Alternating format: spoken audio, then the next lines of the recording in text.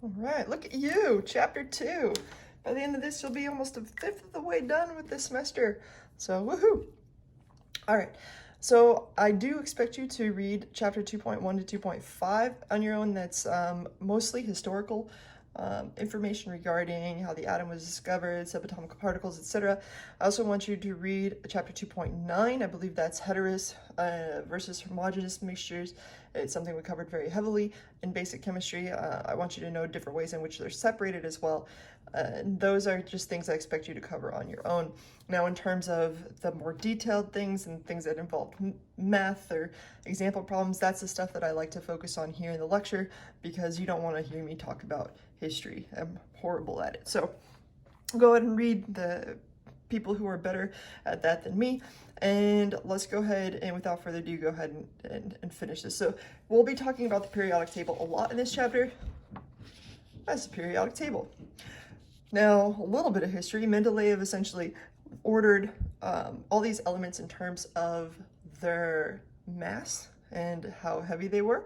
And when he looked at their mass, he noticed that periodically, every 8 periods, there was a repeat pattern in properties that these things have. So for example, lithium was different than beryllium, different than boron, carbon, nitrogen, oxygen, fluorine, neon.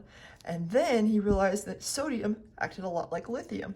And so essentially he stacked these things into the 8 main columns. We call this group 1A, group 2A, group 3A, 4A, 5A, 6A, 7A, and 8A. And we'll eventually come to realize that the group that it's in is also the number of valence electrons or available electrons to do chemistry in each thing. So in other words, sodium has 1 valence electron, it's got 1 electron available to do chemistry. Fluorine over here has 7 valence electrons, it's got 7 electrons in order to that are available to do chemistry. So pretty cool how that pattern ended up working out. And because they have the same number of valence electrons, that's what makes them act very similarly to other things in that column.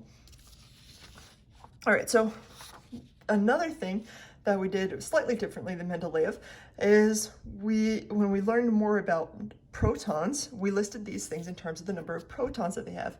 Now an atom is essentially, let's see if I can draw this out. An atom is essentially, we look at it like a sphere because it's easy to draw. It's really more like a blob or a general, just kind of a border that can be moving to. And inside the center, we have protons. So let's go ahead and say we're drawing lithium. Lithium has 3 protons. They're in the center. Now, how did I know lithium has 3 protons? Because it's number 3 on the periodic table. So these are each ordered by their atomic number, which is also called their Z number, which is also called their number of protons. So number of protons is how things are listed in the periodic table. Now let's go back to lithium. I told you lithium had 3 protons.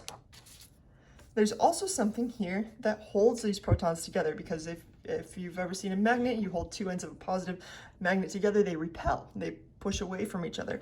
The same things with these, we would expect them to be repelling. So instead, there's something that holds them together like glue, and we call these things neutrons.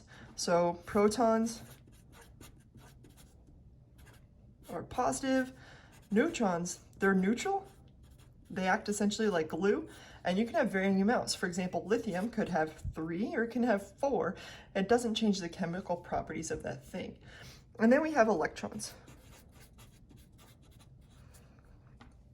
Electrons float kind of around the outside, and we'll eventually learn a lot about the parameters of electrons and exactly where they're at in terms of boundaries.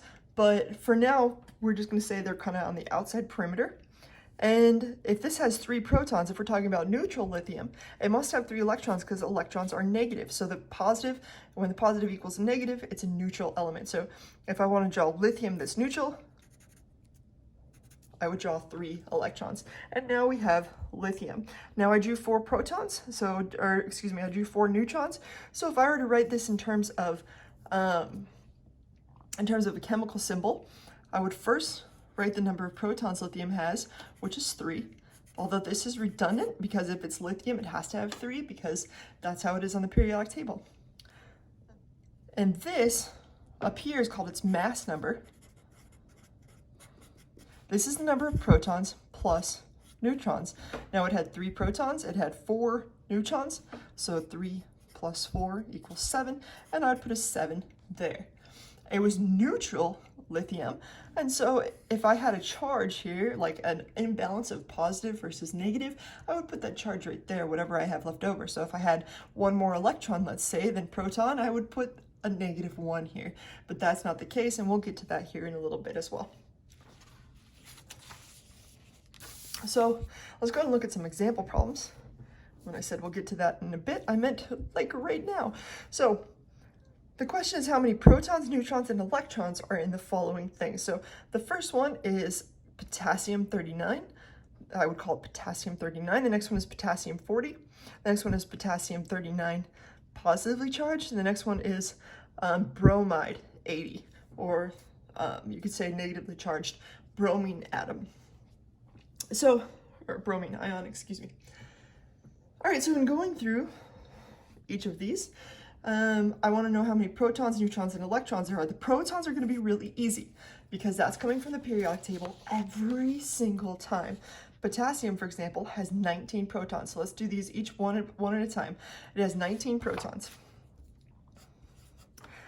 If I asked you for the number of neutrons, which I did, remember that this number is the number of protons plus neutrons. In other words, 39 is 19 plus something. What is that something? That something is 20, telling you that there are 20 neutrons in this potassium. Electrons, if you remember, is based on the charge right here. We'll be able to tell how many electrons are in there. There's nothing written, and so this is neutral. So nothing, then it's neutral. And if it's neutral, then the number of protons equals the number of electrons. So here, if we had 19 protons, we must also have 19 electrons. 19 positive, we must have 19 negative. Now you could have written potassium like this. Again, it's redundant because it's potassium. It has to have 19 according to the periodic table. All right, let's move on to this potassium. Well, again, it's potassium, so you know it's got 19 protons. It has to. So let's look at each one: protons, neutrons, and electrons. Number of protons is 19. Number of neutrons is a little bit different. Its mass number is now 40. So in other words, 40 equals the number of protons plus neutrons. So 19 plus something equals 40. That something must be 21.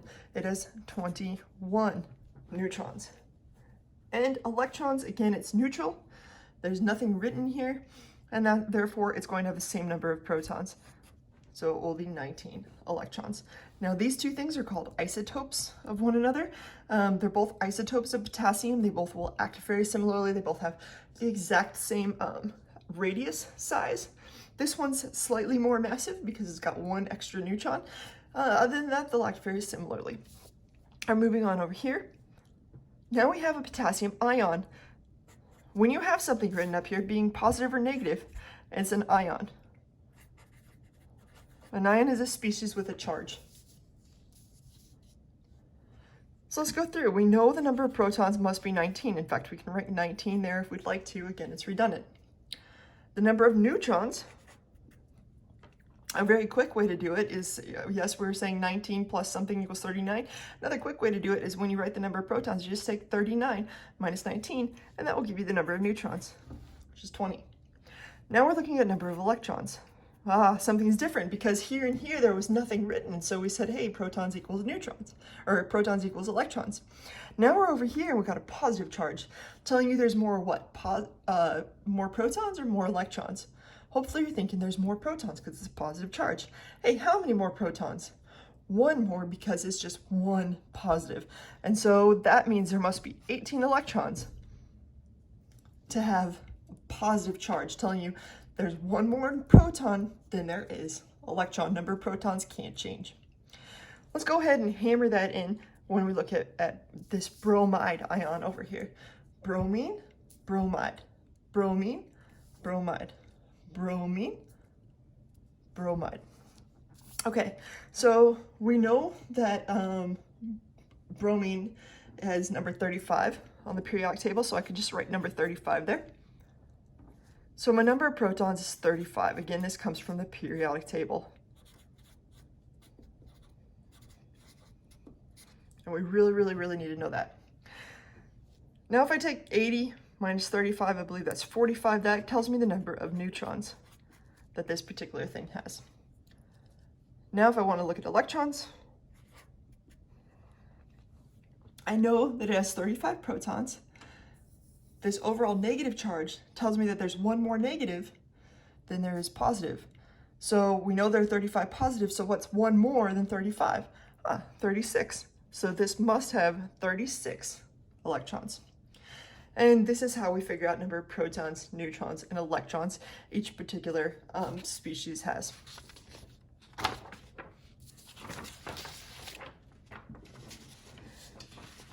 Okay, there are some specific areas you should know on the periodic table. We want to know alkali metals, alkaline earth metals, halogens, and noble gases. I'm going to go ahead and draw them over here and then show them on my periodic table, but this way it's my periodic table doesn't get all that messy. So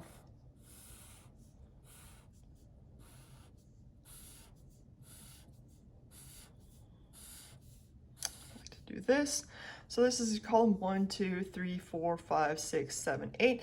These are our transition metals.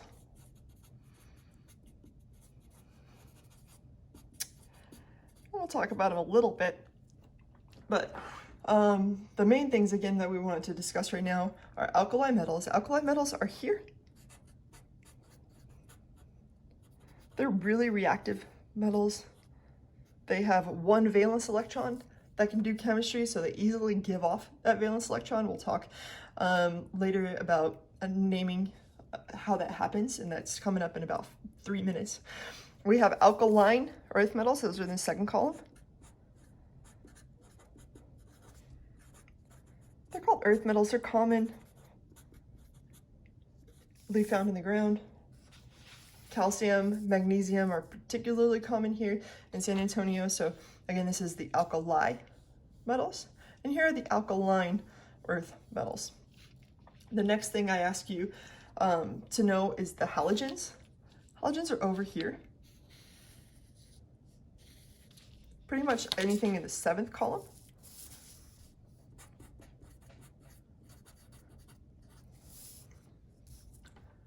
And then the noble gases are over here. The noble, because they have 8 valence electrons, they're in the 8th column.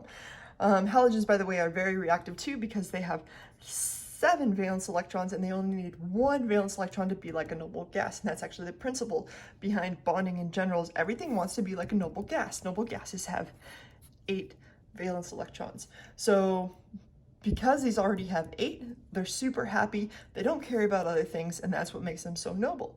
However, our alkali metals here have 1, our halogens have 7. Halogens only need 1 electron to be like a noble gas, and therefore they're very reactive with alkali metals. They're like, hey, I'll take your electron.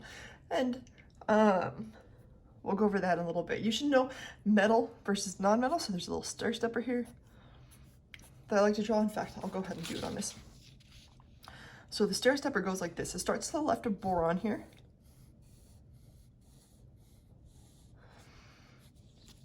And the semi-metals you should know are here, here, here, here, and this is debatable.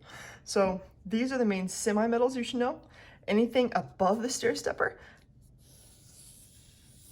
are non-metals. Anything below the stir stepper, including these lanthanides and actinides, these are all metals. That becomes really, really important when we talk about naming. So I'm going to actually bring this back to talk about it here in a little bit. So you should know metal versus non-metal, like we just discussed. You should know monoatomic, diatomic, and polyatomic elements. Now, for the most part, let me grab another periodic table here. Most things on the periodic table exist as just one atom. They don't really need to interact with anything, and they retain their properties just hanging out. So calcium, for example, you can have just one calcium atom just hanging out and it doesn't need a buddy around it. Aluminum, for example, you'll have one aluminum atom and it doesn't need a buddy. And pretty much almost everything on the periodic table is like that. It's mono, meaning one, monoatomic. But there are a few that are not. The diatomics. So the diatomics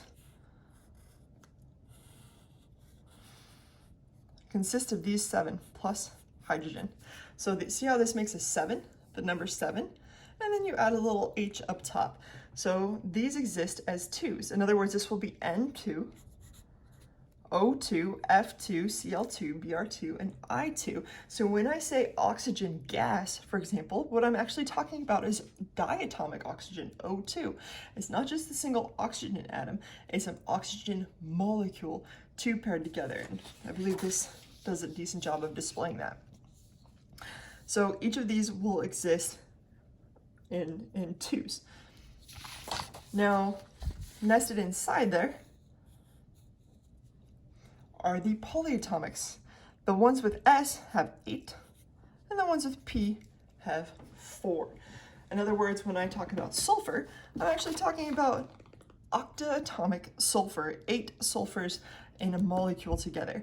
8 seleniums in a molecule together, 4 phosphoruses, phosphorina, all together. So memorize this because this will absolutely come up in ways that I will say bromine reacts with something, something, and I need you to know that when I say bromine, I'm actually talking about Br2 when it's alone. Okay. So let's talk about some naming.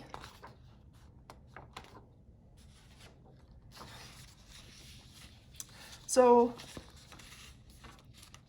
I have a lot of supplemental information regarding nomenclature, including worksheets, etc. So there's a lot of information to help you in terms of naming, and I'll be sure to post that. So if this quick review, this is only a review, this is assuming you have a general idea of naming.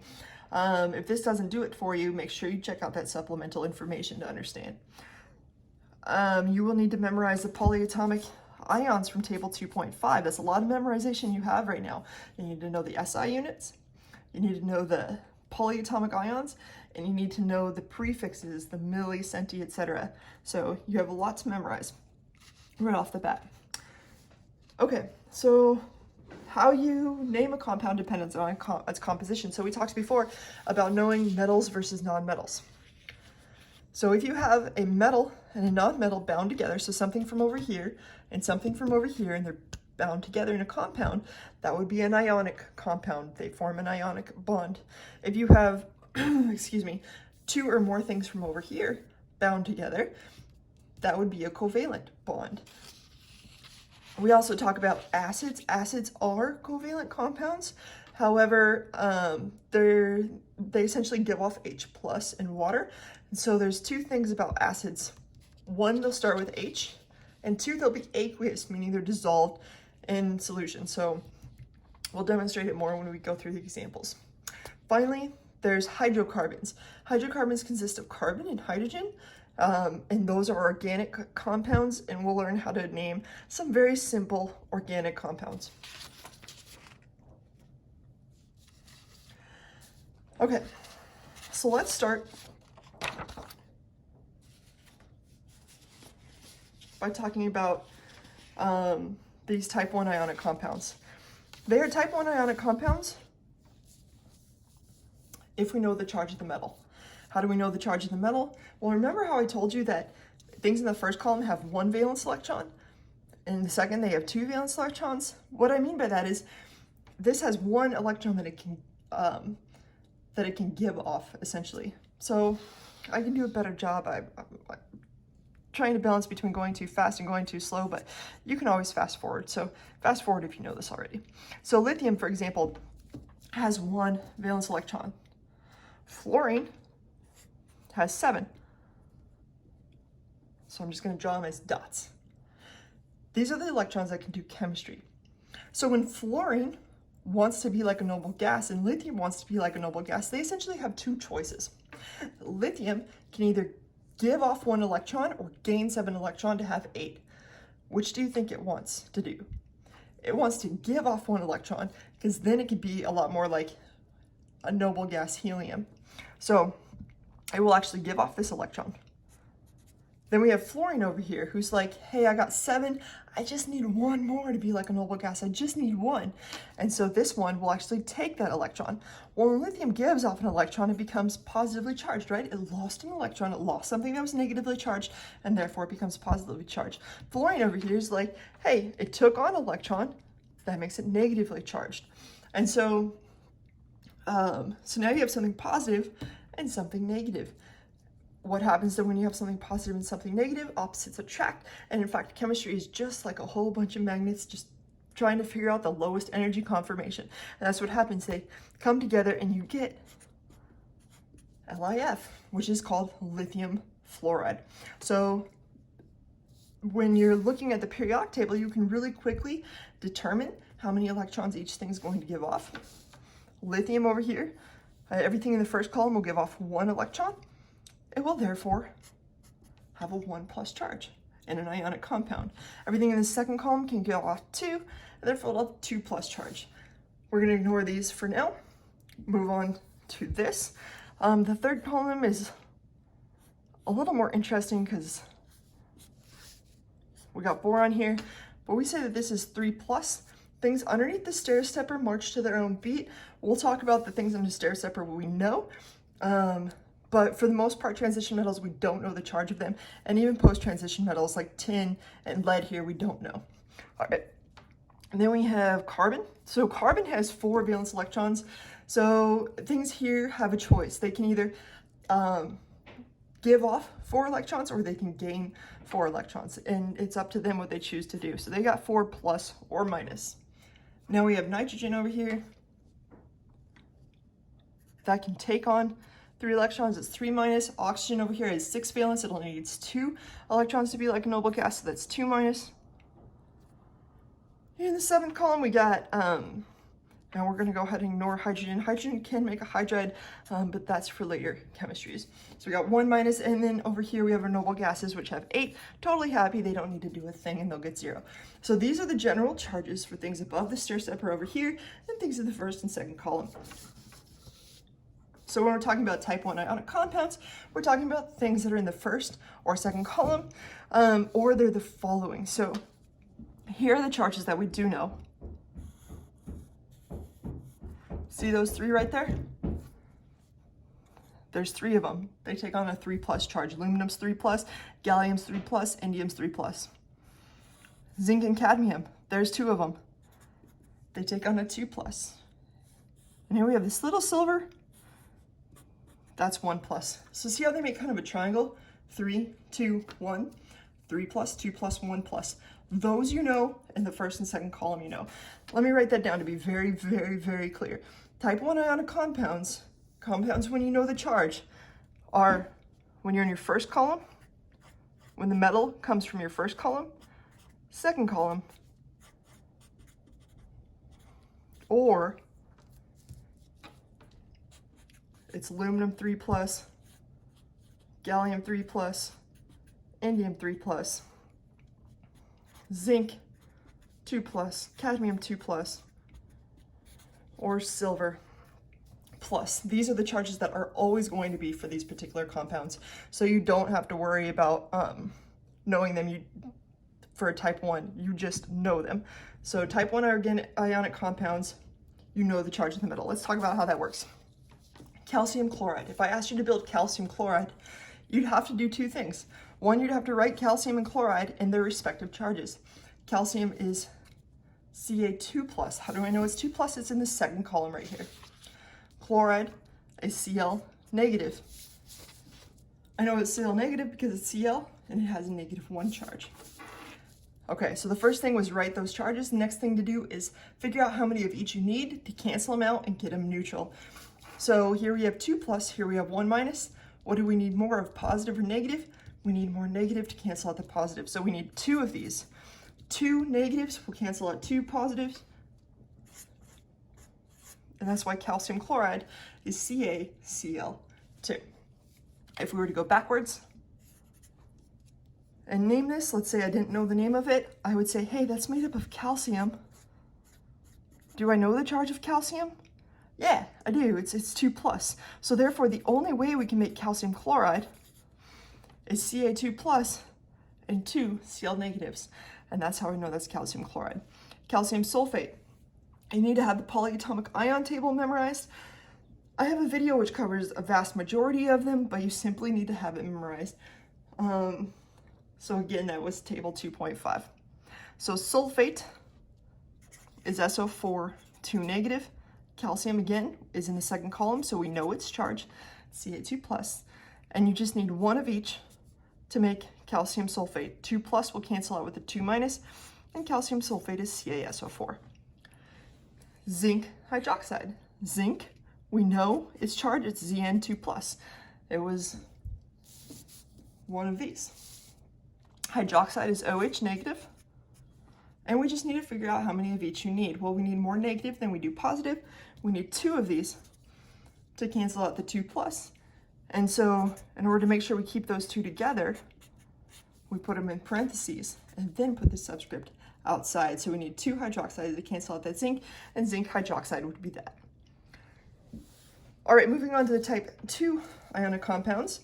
We have tin 2 carbonate. You need to know, by the way, you need to know the name and symbol of everything in here. So when I say tin 2, it's a sin. If you don't know tin, well, you know it's that. Now this Roman numeral tells you the charge of the metal. Why do I need to tell you the charge of the metal? Because these are for compounds, ionic compounds, where the metal is not in the first or second column, and it's not any of these. So when I say tin 2, what I'm talking about is tin 2+. It's always going to be positive because it's a metal. Metals like to lose electrons. They will always be positive in ionic compounds. We know carbonate is CO3, 2 negative. So you just need one of each. And we get SnCO. 3 would be tin 2 carbonate. Let's say we're going backwards. You're like, okay, what is the name of this thing? Well, you know that carbonate is CO3, 2 negative. So in order to cancel that out, tin must have a 2+ charge. And that's why I would say, okay, that's tin 2 carbonate. All right, manganese oxide. Manganese is Mn, it's manganese 5, so I'm talking about Mn with a 5+ charge. Oxide is O, that's hilarious, O2 negative. You want to cancel these out, but you can't just multiply this one by, for example, 3, because then you'll have an unequal distribution of charge. You want to make sure that they have neutralize each other. Positive will cancel the negative. So we have to multiply them each by something at this point in time. We want to find a common multiple. In this case, I'm going to multiply that one by 2 and that one by 5, so that here I get positive 10, and over here I get negative 10. That's the best way to cancel them out. In other words, I get Mn2O5, and that would be manganese 5 oxide. Let's go backwards. Let's say, hey, I give you this. What's its name? Well, you'd have to look at it and say, you know that oxygen is -2. By the way, how do you know it? Because it's right here in the 6th column. And the 6th column will have a -2 charge. So I say, okay, I know that oxygens must be -2. I know that there are 5 of them. So my total charge from oxygen here is -10. That means my total charge from the manganese, all the manganese must be +10. But how many manganese are there? There's 2 of them. So each one must be +5. And that's how I know it's manganese 5 oxide. And if you didn't get that, I suggest you rewind it and watch it again a few times to hear the explanation. All right, mercury chloride. I did this because it shows up from time to time, and I want you guys to make sure that you're ready for it. Mercury 1 is not just Hg with a 1+ charge. Mercury 1 is actually Hg2 with a 2+ charge. This is on your table 2.5 to memorize. So mercury 1 is Hg2 with a 2+ charge. It's a special case. It's the only one I can think of right now that ends up on there. But is a metal that you just have to memorize, so that's why I wanted to include it on here. So it always sticks together. Yes, each mercury will have a 1+ charge, but it's a diatomic element here, or diatomic ion, I should say, in this situation. So mercury 1 is Hg2 with a 2+ charge. Chloride is Cl negative. How many chlorides do you need to cancel out the 2+? You need 2. And mercury 2 chloride will be Hg2Cl2. And you won't be able to reduce that any further. So this is one that I throw out there because it's easy to screw up on and forget, and it's one that also loves to show up on exams and homework, so be careful. All right, covalent binary compounds. So this is where you get to use the prefixes di, tri, tetra, etc. That is in your chapter 2. It goes through the prefixes if you don't know them. I do expect you to know them. Here we have carbon disulfide, telling you there's a carbon and 2 sulfurs. Here we have phosphorus pentachloride, telling you there's a phosphorus and 5 chlorides, and it's that simple. So the only time you're allowed to use these prefixes is if you have 2 or more nonmetals, but never, ever, ever any other situation. So again, actually I should specifically say 2 nonmetals, because it's binary telling you that there's 2 types. So 2 nonmetals allows you to use the prefixes. Okay, then we have acids. So acids, again, they're going to start with H, and they're going to be aqueous, telling you they're dissolved in water, because when acids dissolve in water, they give off H+. That means when I said H+, that means we're actually going to be talking about charges here as well. So we have to think about charges. Even though these are molecular compounds, technically they're 2 or more nonmetals. Even though they're molecular compounds or covalently bound compounds, we still have to look at the charges, because when they break apart in water, they give off H+, which means they have to match and neutralize in charge. So hydrochloric acid, when I say hydro, I'm talking about stuff without oxygen. So I'm not talking about polyatomic ions. Here, hydrochloric acid, that means it's going to start with H. So we're going to put an H+, we're going to figure this out because we have to pay attention to charges. And the other thing that it must be, so acid, let me go back. Acid told me it's H+. I knew it was acid. I also know it's going to be aqueous. So don't forget that. Now I got the chloric part. Chloric, it could be chlorate, chlorite, any of the polyatomics, but hey, it said hydro, so that tells me we're just talking about chlorine or chloride from the periodic table. That's Cl negative. You just need 1 of each to cancel out charges, and HCl aqueous is hydrochloric acid. Now, to counter that example, I want to show you this. Here we have chloric acid. This no longer has hydro, so we're talking about something with oxygen in it. So again, it's an acid. That tells me I've got to worry about H+. I got to worry about it being aqueous. Next thing I have to worry about is this. There's a saying I like to say, if you ate the ick, you got the itis.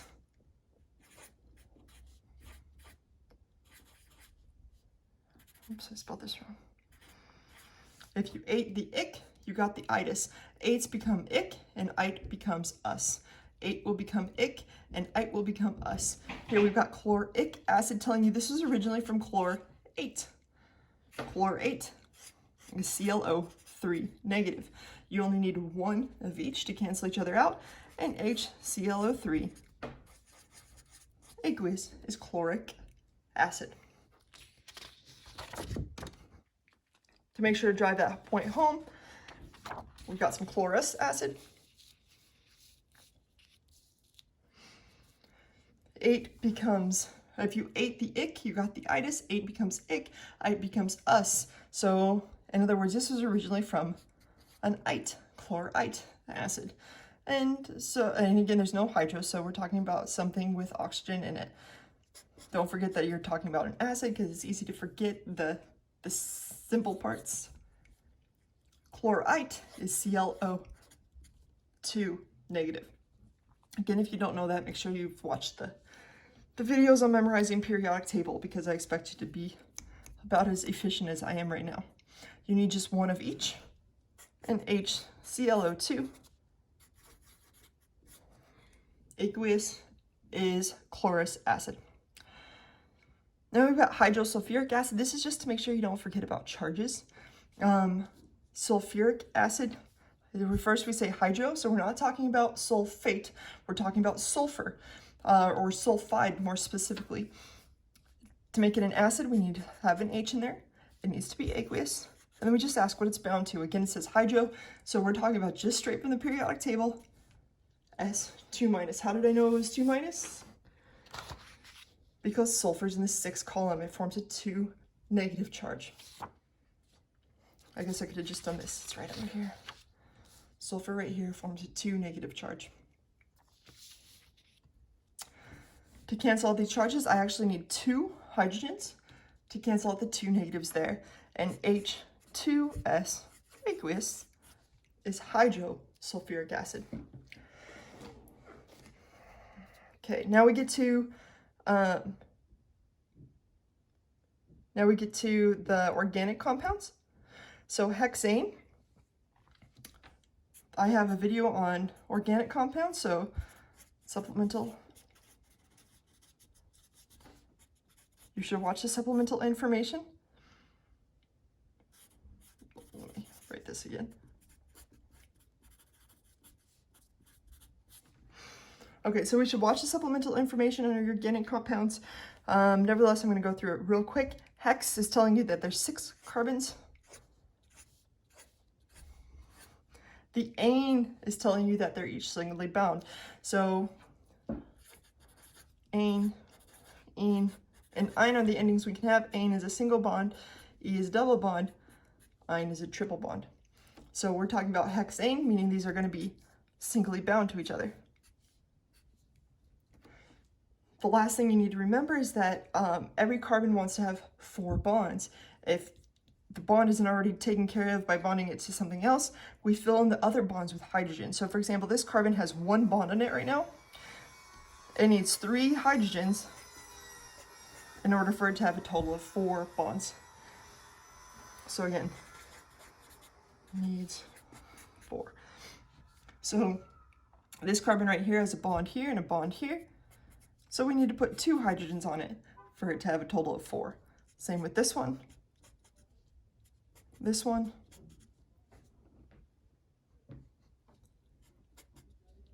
here, here, needs 3 because this already had 1 and it needed 3 more to have 4. All right, 1,3-heptadiene. 1,3-heptadiene. So if I need to pay attention to how many carbons we got. We got 7. I almost start going into organic chemistry mode. 1, 2, 3, 4, 5, 6, 7 carbons. Then it says 1,3-heptadiene. So if we name these 1, 2, 3, 4, 5, 6, 7, on the first one and the third one, those are where we're going to have our anes. Remember, anes are double bonds. So on our first one, we'll have a double bond. On our third one, we'll have a double bond. And the rest will remain single bonds. Now we can add hydrogen. Well, this carbon, it already has 2. So we add 2 hydrogens to give it 4. Okay, this carbon right here already has 1, 2, 3 bonds on it. So it only needs 1 more hydrogen to have 4. Same with this one. It's got 1, 2, 3 bonds in it. So it only needs 1 more. Same with this one. This one only has 2. So it needs 2 hydrogens on it to have 4. This one has only 1, 2 bonds, so it needs 2 hydrogens. And this one only has 1 bond, so it needs 3 hydrogens on it to have 4. And there you go, that's 1,3-heptadiene. Now we look at this next one, 2-bromocyclobutene. This is getting a little crazy, but we're going to draw it anyways. Cyclo is telling you that it's going to be in a circle. So cyclobutane, for example, would be a carbon, carbon, carbon, carbon, kind of all bonded together. All right, the next thing is I have a number telling you it's something. So this is going to be 1, 2, 3, 4. You can label it 1, 2, 3, 4. Doesn't really matter. These are 3-dimensional structures that can be manipulated and turned over in any way, shape, or form. So 1, 2, 3, 4, it's telling you that on the second one, there's going to be a bromine on it. That's what the bromo means. And another thing to pay attention to is this cyclobutene. The cyclobutene part tells you that there's going to be one double bond on the first one. One double bond on the first one. And now we've got to go through and fill each one with the appropriate number of hydrogen. This one needed 1 hydrogen because this carbon already has 1, 2, 3, 4. This carbon has 1, 2, 3, 4. This one has 1, 2, 3, 4. And this one is 1, 2, 3, 4 now if you put 2 on it. So that's 2-bromocyclobutane. I don't expect it to be anything near this level of difficulty. But I do expect something like these first two, you ought to know.